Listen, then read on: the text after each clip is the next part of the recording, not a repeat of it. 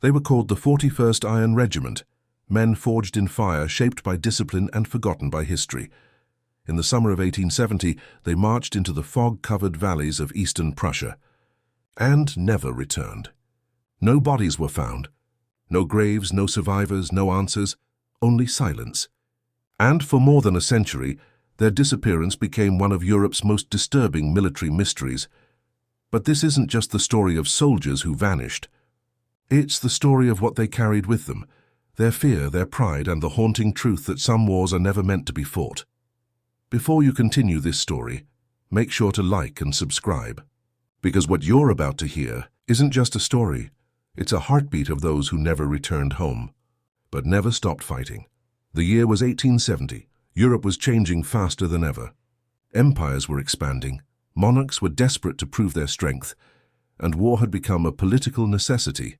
Steam trains replaced horses and new weapons, rifles, iron cannons, and telegraphs are the promised swift victories.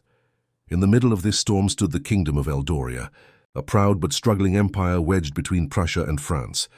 Its king, Leopold IV, dreamed of power. He wanted Eldoria to be more than a small nation. He wanted to carve its name into the map of Europe. And for that, he needed a symbol. The 41st Iron Regiment became that symbol: elite, loyal, unbreakable. Formed from the toughest men of the eastern provinces, they were said to march longer, fight harder, and survive where others failed. Their commander, Colonel Magnus Kruger, was a decorated war hero, a man of few words, feared and respected in equal measure. When the conflict between France and Prussia broke out in the summer of 1870, Eldoria saw an opportunity. The king secretly sent the 41st to guard a disputed border region known as the Grunwald Valley, a dense forested land claimed by both Prussia and Eldoria. On paper, it was a simple mission: secure the valley, build outposts, and wait for reinforcements. But what awaited them there was not an army. It was something else entirely. The first letters from the regiment reached the capital 2 weeks later. They spoke of heavy fog that rolled through the valley day and night, a mist so thick that the sun rarely pierced through.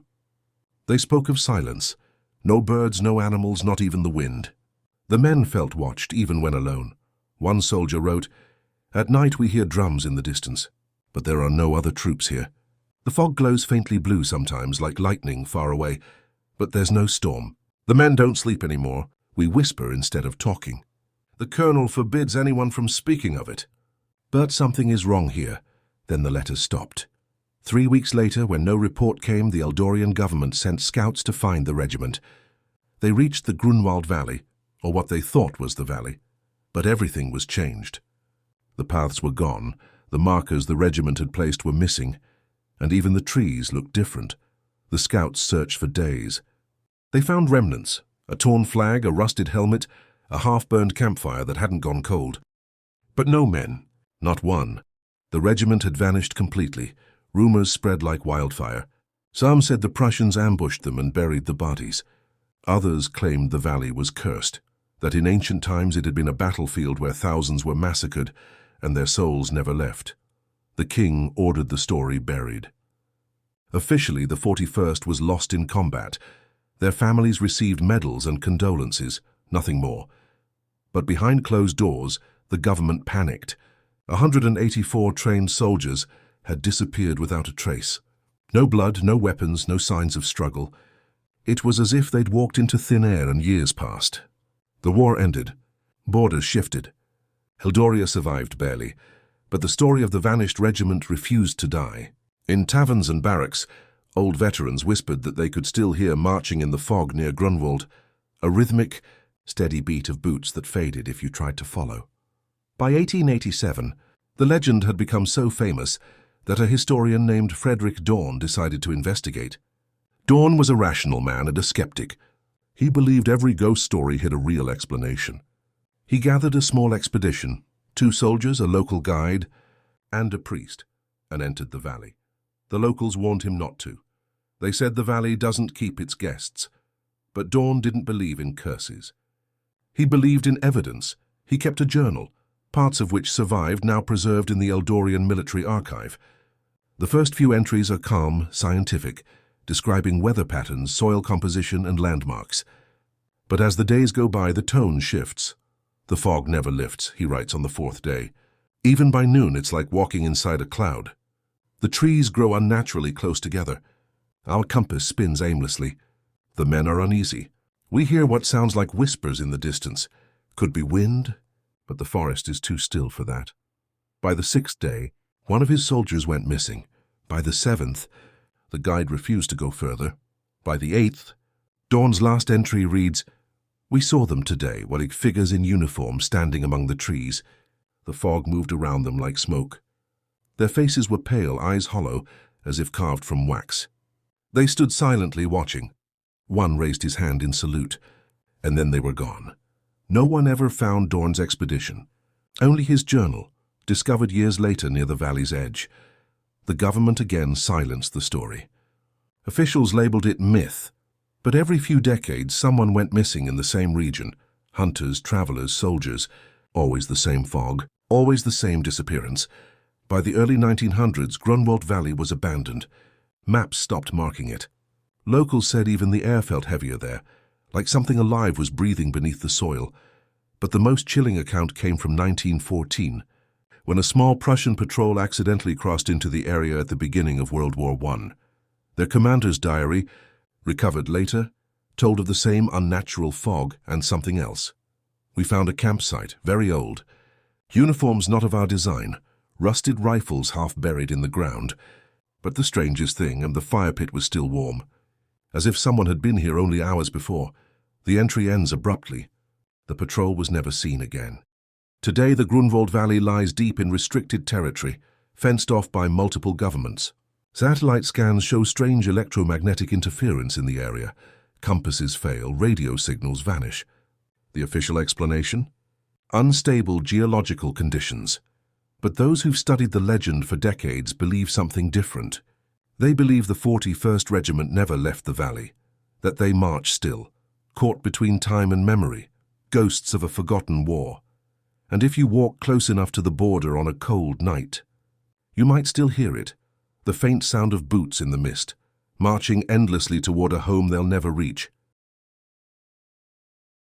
By the turn of the century, the world had changed.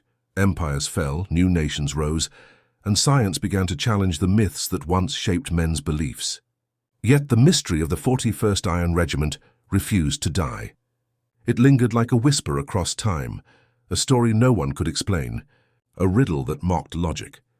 In 1921, when the Great War had just ended, a young Eldorian historian named Anna, Weiss came across the lost journal of Frederick Dorn, the very man whose expedition vanished in Dies, 1887.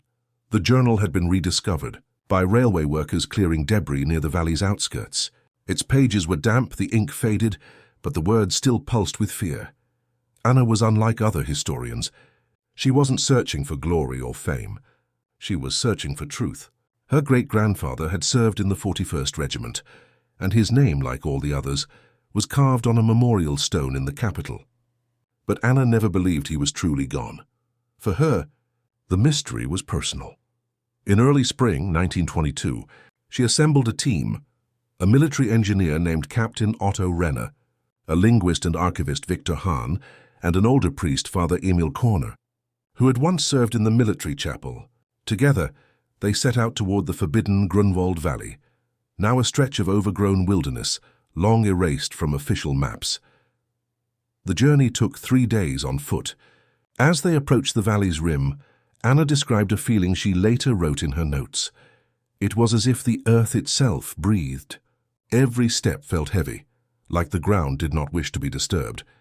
The trees leaned inward, their branches forming arches above the path, like a cathedral made of shadows. They set up camp near the same ridge where Dawn's expedition had last been recorded. For the first 2 days, everything felt strangely normal. The group measured soil samples, mapped old trenches, and even found fragments of 19th century metal buttons, identical to those used by the 41st Regiment. But on the third night, the fog returned. It rolled in without wind or sound, a pale sea swallowing the forest whole. Their campfire dimmed to an orange blur. The air turned cold, unnaturally cold, and then came the sound. Faint, distant, rhythmic. Boots. Marching. Captain Renner, being a man of logic, tried to dismiss it. "Echoes," he said. "Perhaps a herd of deer." But there was no echo in the valley. Sound was swallowed whole, vanishing into the mist. At dawn they found footprints, hundreds of them, pressed deep into the mud circling the camp. Each boot print was old yet freshly made, as if something had walked through the night and left no trace of time. Anna wrote that the fog never lifted again after that morning. It clung to them, followed them. Compasses spun uncontrollably, and even the sun seemed to have lost its place in the sky. On the 5th day, they stumbled upon something extraordinary, a camp half buried under vines and moss. Tents rotted into the soil, rifles rusted to bone, and a single banner lay across the ground, the insignia of the 41st Iron Regiment. They had found it. But there was no joy, only dread, because inside one of the collapsed tents, Victor found a journal, a small leather-bound notebook that still smelled faintly of gunpowder. Its owner, Colonel Magnus Kruger. The final entry in Kruger's hand read, "The fog came again last night.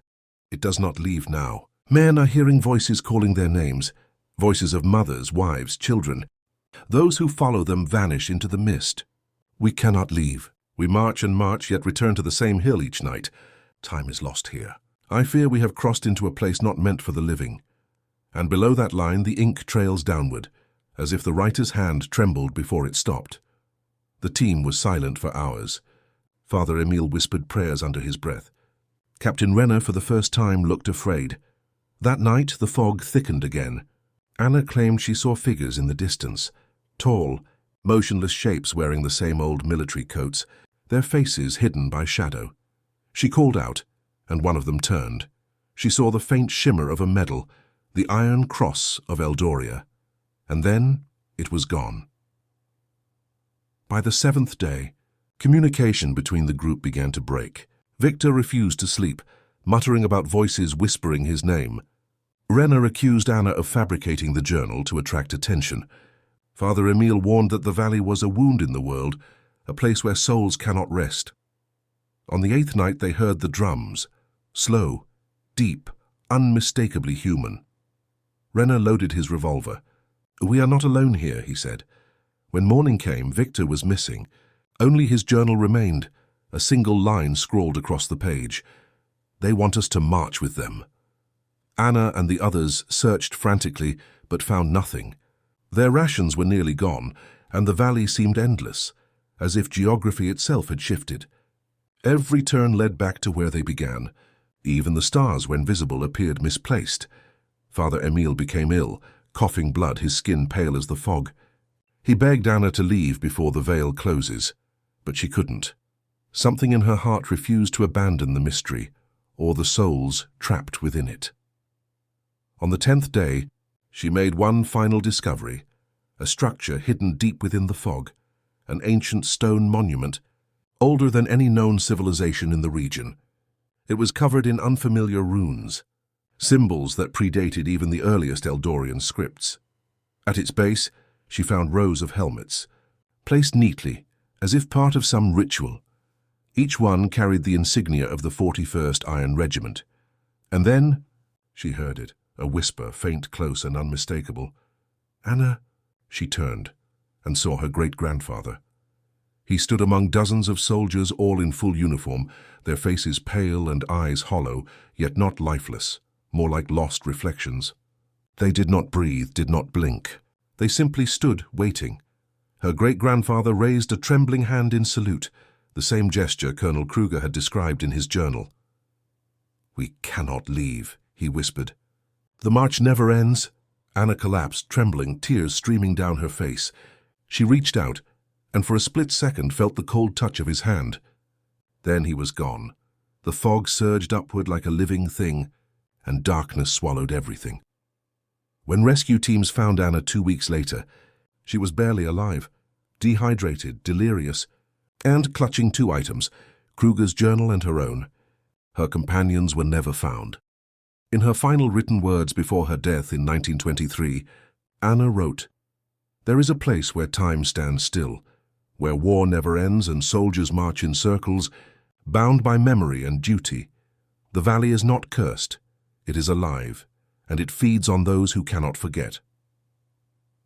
In the decades that followed, governments denied her claims, burned most of her notes, and sealed the valley permanently. Yet whispers persisted. During the Cold War, Soviet satellites detected strange electromagnetic pulses in the same region, rhythmic bursts repeating every 41 seconds, like footsteps echoing through time. Even modern scientists cannot explain it. Every probe, every drone, every attempt to enter the Grunwald Valley ends the same way: static interference and silence. But one thing remains consistent. Whenever the fog rises in the eastern mountains, locals swear they can hear it, the faint echo of drums, and the endless march of those who disappeared. The 41st Iron Regiment. Men lost not to death, but to something far stranger, a rift in time itself. And perhaps they're still waiting for the next ones who dare to follow.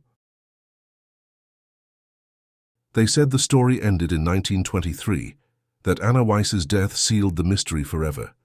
But the world doesn't let go of its ghosts so easily.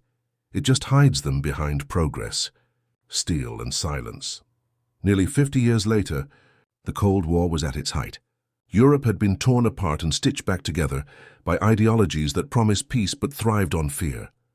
And deep within the classified archives of the newly formed Eldorian State Intelligence Bureau, a file resurfaced, thin, worn, stamped with a single word in red ink: Grunwald. In 1971, Major Henrik Adler, a military physicist working with NATO's research division, received an unusual assignment. Officially, it was a geophysical survey, a joint operation to test radar mapping systems in Eastern Europe. But in truth, it was about the valley. The Eldorian government had reopened the old files after intercepting Soviet reports of magnetic disturbances in the same region. One photograph taken from a high-altitude reconnaissance plane showed something chilling: faint shapes in the fog, perfectly aligned, like men standing in formation. Adler was a man of science. He didn't believe in curses or ghosts, but he was obsessed with anomalies, things that shouldn't exist but did. He gathered a small covert team: Dr. Clara Novak, a radio engineer, Lieutenant Kessler, an army geologist, and 2 field soldiers. They were ordered to enter Grunwald Valley with one goal: find the source of the electromagnetic pulses recorded for decades. They arrived in the valley under heavy fog. Adler carried a field transmitter, capable of reading atmospheric frequencies. As soon as they crossed the tree line, all instruments flickered. Compasses failed instantly, and the air began to hum, a low, droning vibration like distant machinery buried deep underground. Dr. Novak checked the receiver. Every 41 seconds, a burst of static repeated, the same interval detected by Soviet sensors years earlier. Kessler noted something stranger. The soil temperature fluctuated between 3 degrees Celsius and 47 degrees Celsius within minutes. The ground seemed to breathe, expanding and contracting in slow, rhythmic pulses. The fog thickened, swallowing their path, and then came the sound, the same as before marching. This time they recorded it. Adler replayed the tape through static, filtering the noise. It was unmistakable. Boots, synchronized, metallic, fading in and out. But here's the part that chilled them. The tape ran for 6 hours, and every 41 seconds, the pattern of steps repeated, identical, as if trapped in a loop.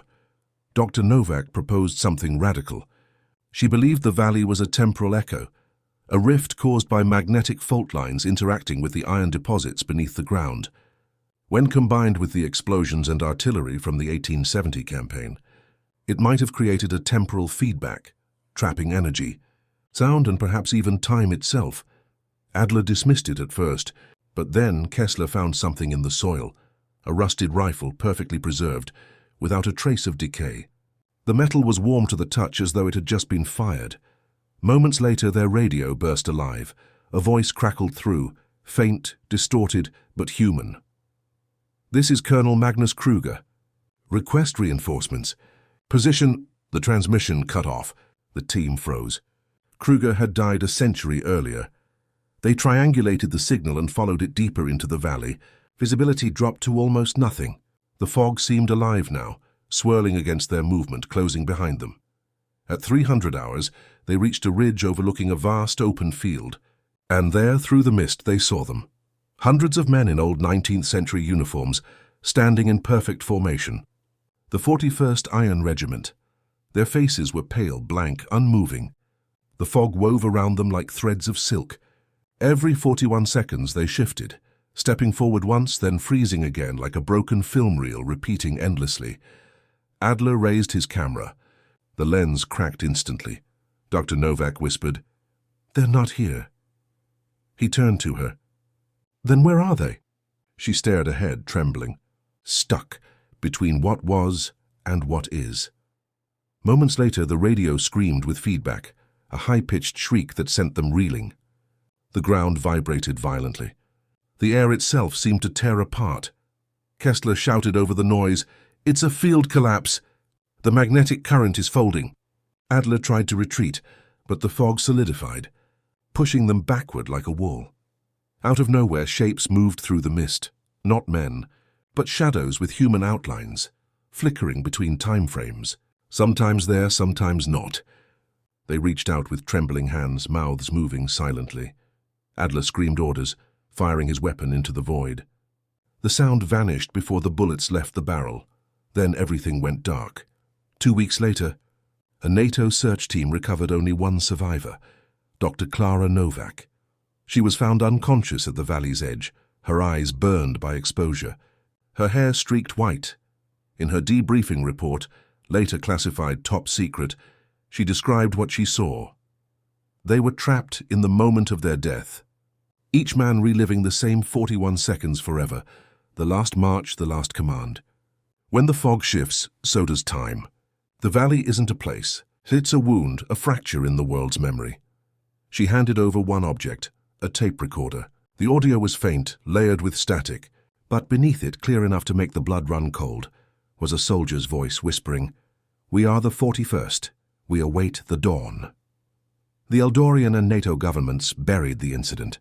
Officially, the operation was labeled a geological mishap. The valley was fenced off permanently, and satellite imagery was censored for decades. But whispers leaked. Scientists called it the Grunwald Echo. Theories emerged, magnetic time slip, dimensional overlap, even quantum entrapment.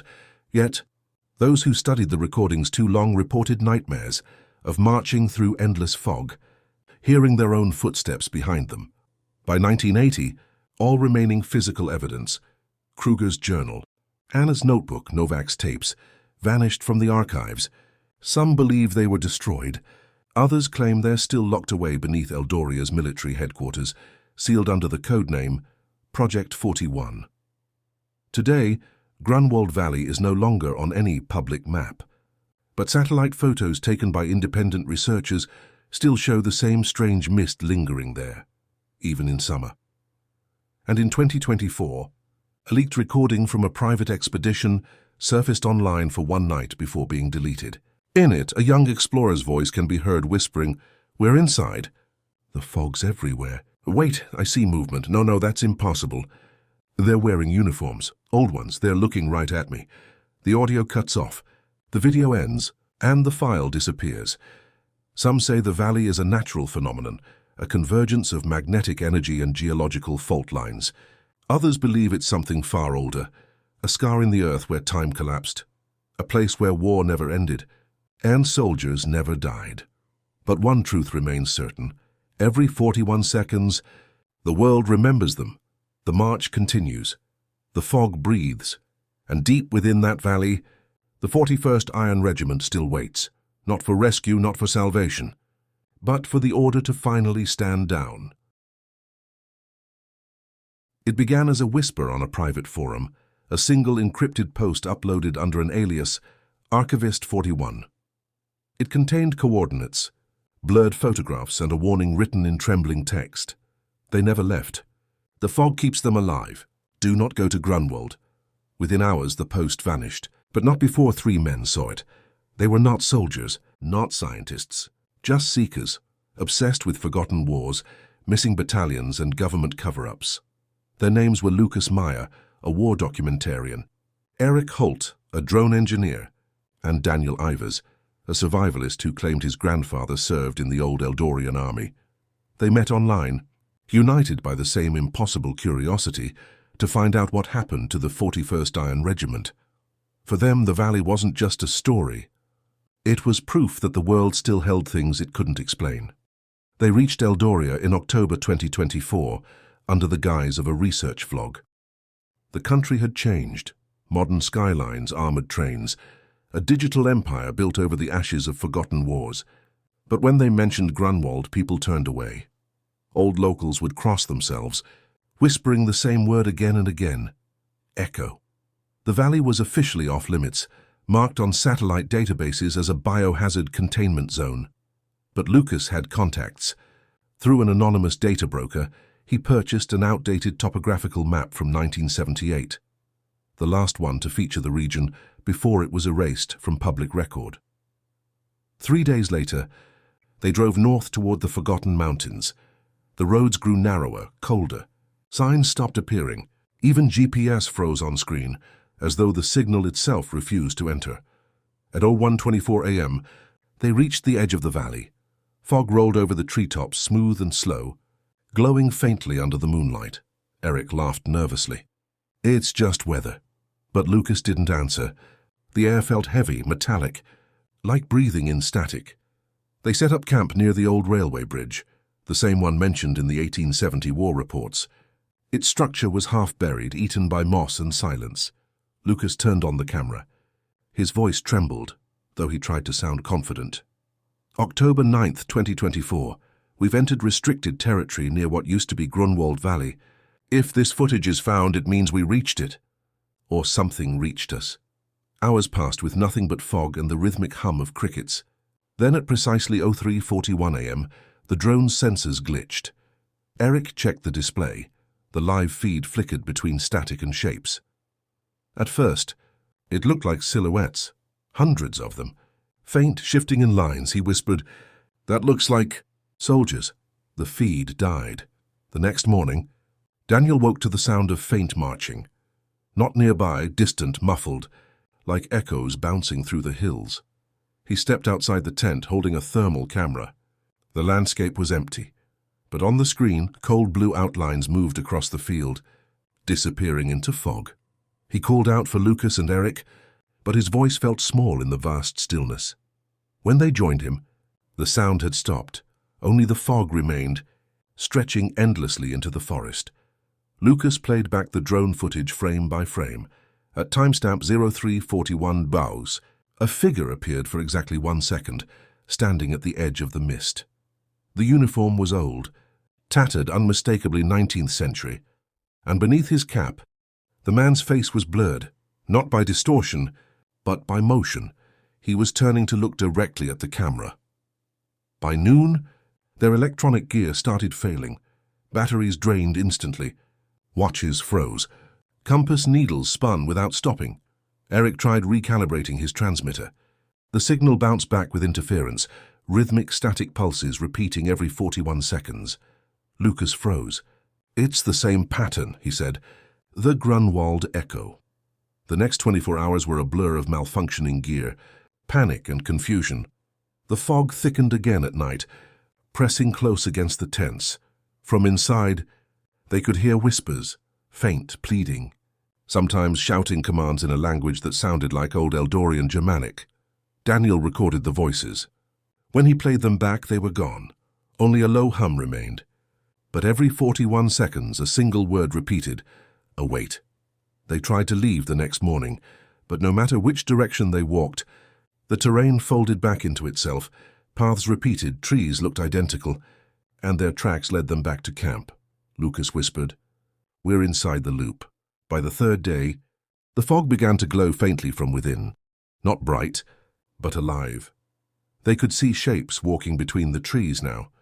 Some marched in slow motion, others froze mid-step. When Eric shined his flashlight toward them, the beam bent, like the light itself didn't want to touch them. Then they heard it again, the sound of synchronized marching, louder this time, closer. Daniel turned on his night vision camera.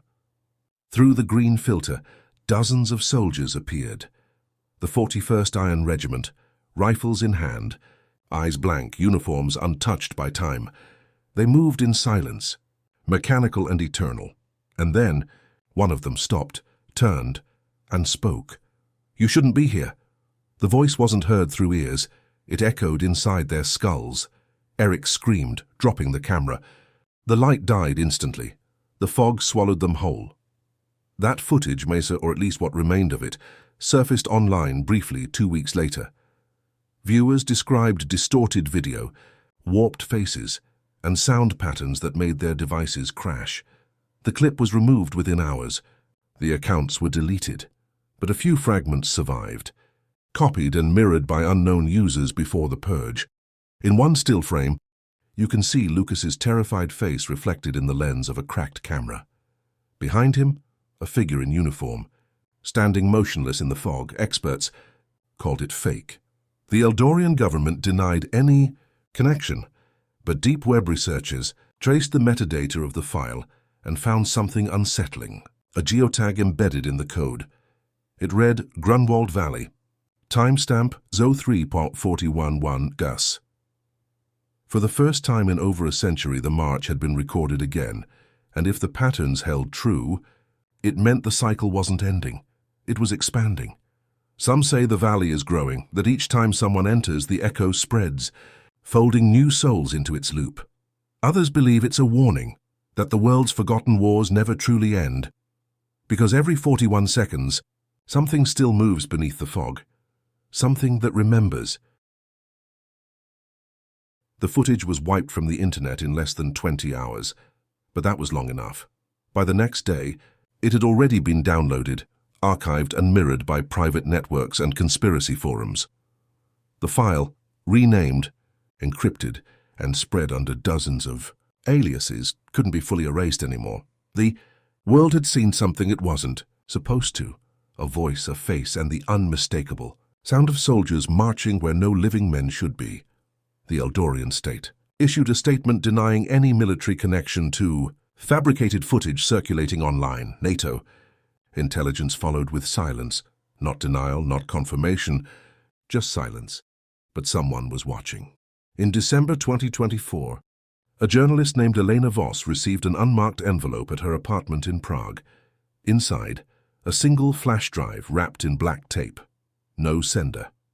No note. Only a word scrawled across the tape in blue ink. Listen. When she opened the files, she found two things: an audio recording, nearly 6 hours long, and a scanned military form dated February 12, 2025. The form was stamped with the seal of the Eldorian Ministry of Defense. Under name, one line had been handwritten. Subject, Daniel Ivers. According to the document, Ivers, presumed dead since the 2024 expedition, had been found alive. He was discovered by forest rangers near the outskirts of the Grunwald exclusion zone, wandering barefoot, clothes burned and eyes swollen from exposure. He carried no ID, no map, no phone, only a broken wristwatch stopped at 0341. When questioned, he claimed he had been gone for a few hours, but by official record, he had been missing for 62 days. Elena listened to the recording. The man's voice was calm at first, almost detached, as if reading from memory. But the more he spoke, the more fractured it became. "It's not a valley," he whispered.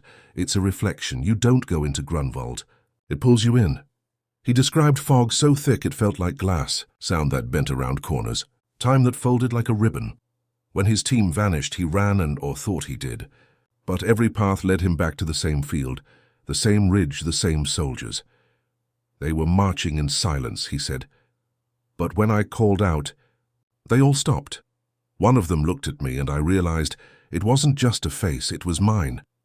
He claimed that in the fog, reflections weren't mirrors. They were choices.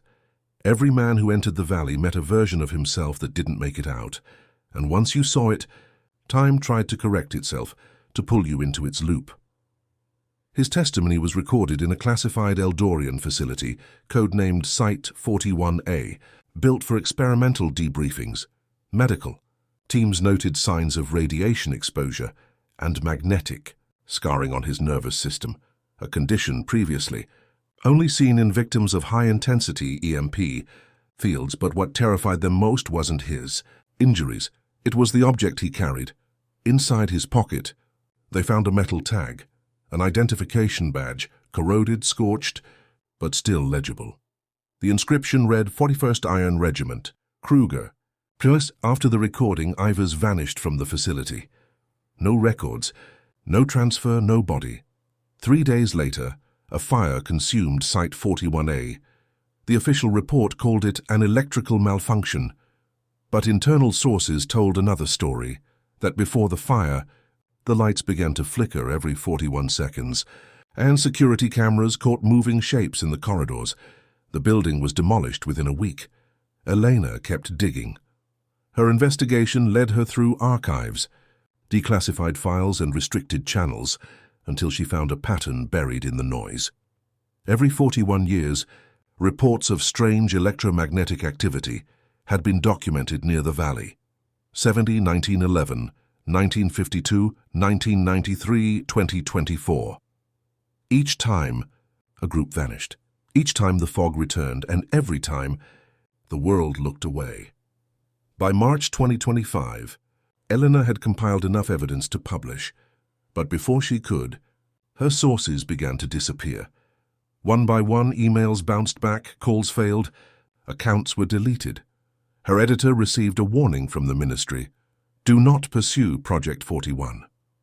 She went underground, living off encrypted networks and burner phones. And then one night, she received another message, a voice file, distorted, untraceable, but she recognized it immediately. It was Daniel Ivers. "They're not gone," he said, voice trembling. "They move when we forget. The fog isn't weather, it's memory, bleeding through. When too many people remember, it opens again." Elena asked where he was. He laughed softly, then whispered, "I'm still in the valley. I never left." The line went dead. Moments later, her laptop screen flickered. Then came the sound and the same rhythmic static pulse, every 41 seconds, followed by a voice, distant and mechanical, whispering from the speakers, "We await the dawn." Within a week, Elena's apartment was found empty. Her phone was left on the table, still recording. In the background, faint and barely audible, was the sound of boots marching, not outside, inside. When investigators enhanced the audio, they noticed something chilling. The rhythm matched perfectly with the 41-second pulse first recorded in 1870. No one has heard from her since. Today, the Eldorian government has classified all documents related to Project 41 under Level Omega, permanently sealed. But independent archivists claim that fragments of Elena's recordings still circulate online, buried within layers of encrypted military data. Some say that if you listen long enough, every 41 seconds the static breaks, and you can hear the faint echo of a man whispering your name, because the march never ended, the fog never cleared. And the regiment, the 41st, and still walks somewhere between time and silence, waiting. The snow never melted in the valley where the 47th disappeared. Even in the spring of 1871, when flowers bloomed across the continent and the guns had long fallen silent, that corner of the world remained frozen, untouched by time, untouched by the living. The war was over, treaties signed, and nations began rebuilding. But for the families of the 47th, peace brought no relief. Only silence, questions, and letters returned unopened. Months passed. Then years. Mothers died, still waiting for a knock at the door. Wives remarried with guilt heavy in their hearts. Children grew old hearing bedtime stories about fathers who vanished into snow and shadow. And history. History forgot them. Official records listed the 47th Regiment as missing in action, presumed lost. No grave markers, no monuments. Just a void, a blank page where their sacrifice should have been written. Yet stories have a way of surviving, whispered across generations, carried by travelers, told in taverns and trenches. Around 1878, a hunter wandering near the Eiger Mountains claimed he found something, a camp, frozen in time. He said the tents were still standing, half buried under ice. Inside one, a table was set with rusted tin plates as if the soldiers had just stepped out moments ago. He swore he saw boot prints circling the camp, not human, too large and too deep for any man. He never returned to that place. His guide, a local shepherd, later told people the hunter woke screaming at night, muttering words no one understood. They were marching still. By 1880, the mystery of the 47th became legend. Some said the men had mutinied and fled. Others believed the mountain had swallowed them, a punishment for arrogance. The church declared them lost to sin. The army called it strategic failure. But there were those quiet, persistent voices who insisted something darker had happened. In 1884, a young officer named Captain Willem Stroud was sent by the new administration to investigate. He had read the reports, studied the maps, and gathered survivors from nearby units. He wanted closure, for himself, for the army, for history. His expedition took him deep into the same valley. His journal, later recovered, was soaked in frost. The entries began calmly. Day 1, weather clear. Morale steady. Snowfall increasing. Then, 3 days in, the handwriting changed. Sharp, frantic strokes. We found them. God help us all. The journal's last entry was dated March 6, 1884. Their camp lies beneath a sheet of ice, preserved as if in glass. They stand there, faces white, eyes open, frozen in formation. Not fallen, not buried, standing. Every man in perfect line, muskets raised toward the ridge as if awaiting an order that never came. We heard a sound tonight, drums, faint but steady. The wind carries it through the valley. It's as if they are still on duty. Stroud's team never returned. Only the journal was found near the base of the mountain, wedged in a crevice of stone, its pages brittle with frost. The government sealed the report. Officially, the valley was declared unsafe due to unstable terrain. Unofficially, it was never spoken of again, but time, like the mountains, has a memory. In 1920, when explorers climbed that region again, they reported hearing what they described as footsteps crunching in the snow behind us, rhythmic, marching. Some laughed it off. Others refused to go back. Decades later, during World War I, German troops stationed near the same valley reported ghostly patrols seen at dawn, a line of shadowed figures crossing the mist. Always the same number, always moving west. To this day, locals call that place the White Hollow. Travelers say no birds fly there, no echoes return when you shout. And if you listen closely at night, when the wind dies and the stars hang low, you can hear it, the faint beat of distant drums rising from the frozen earth. Perhaps the 47th never left their post. Perhaps duty became their curse and or their eternity. Perhaps history didn't forget them. It simply couldn't comprehend what they became.